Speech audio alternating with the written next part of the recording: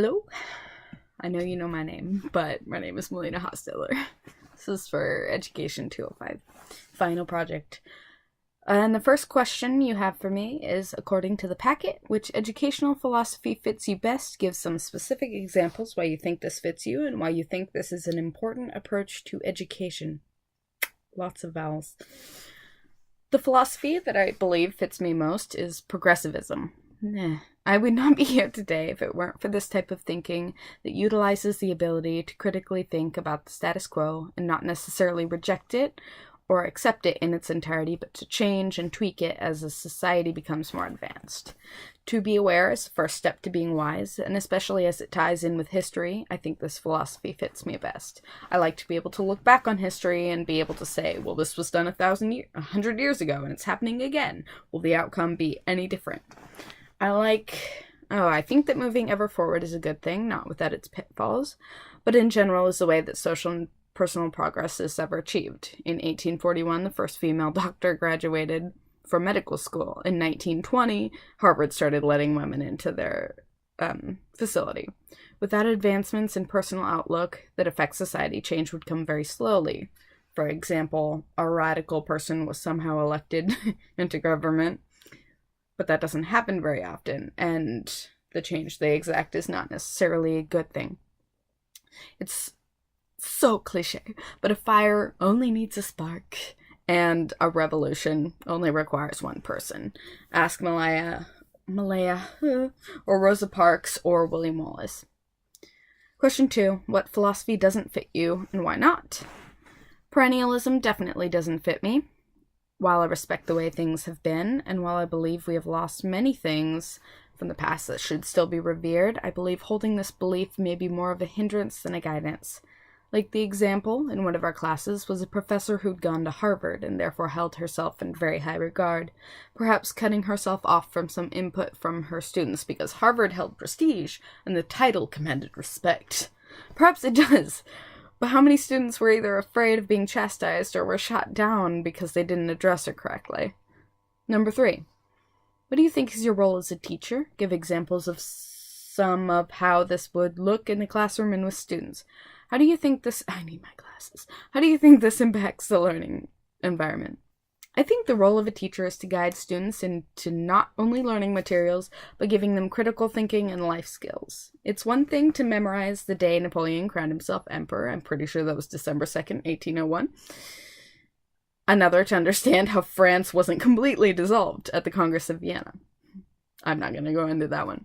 The way I learn is primarily through hands-on activities that allow for creativity and expression, and I think that if you can incorporate fun into a classroom, you're far more likely to have your kids understand and remember material.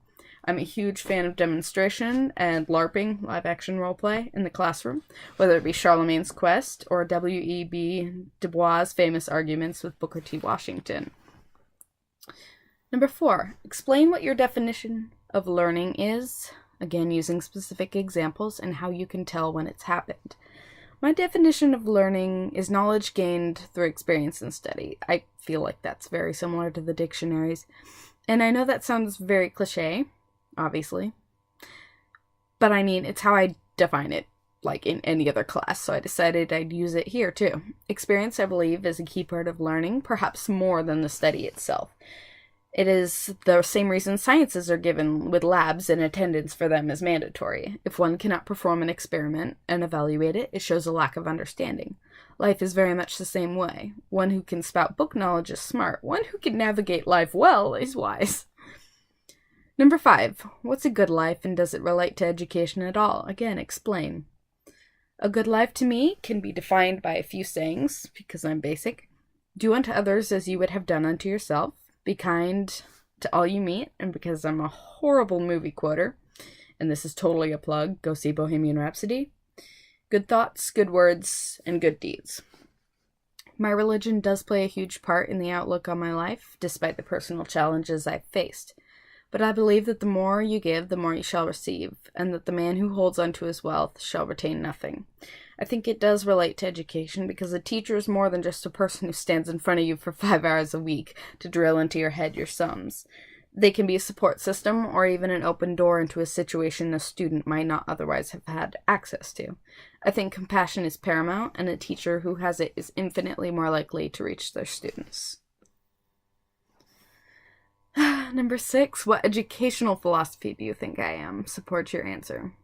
This one, I really went, like, back and forth, but I think I'm gonna stick with this answer, mostly because this is my final, and I'm just, like, done recording a bajillion videos. If I had to pick one based on my experience with you, it might be humanistic. I know I switched, from one philosopher, education person to the other, but I thought it fit better than the other ones. To support and facilitate each individual student in reaching their goal seems very much up your alley, though it may just be my personal experience. You always made yourself available, and not only that, but really gave your students your time and energy. You have such a high standard for teaching that you think it's a disservice to give any less than your best, and you continued to give that all throughout the quarter in both classes I was in. Please don't fail me for that. I don't know if you hate that. Okay, thank you for the amazing class. I assume I'll remember it for a very long time.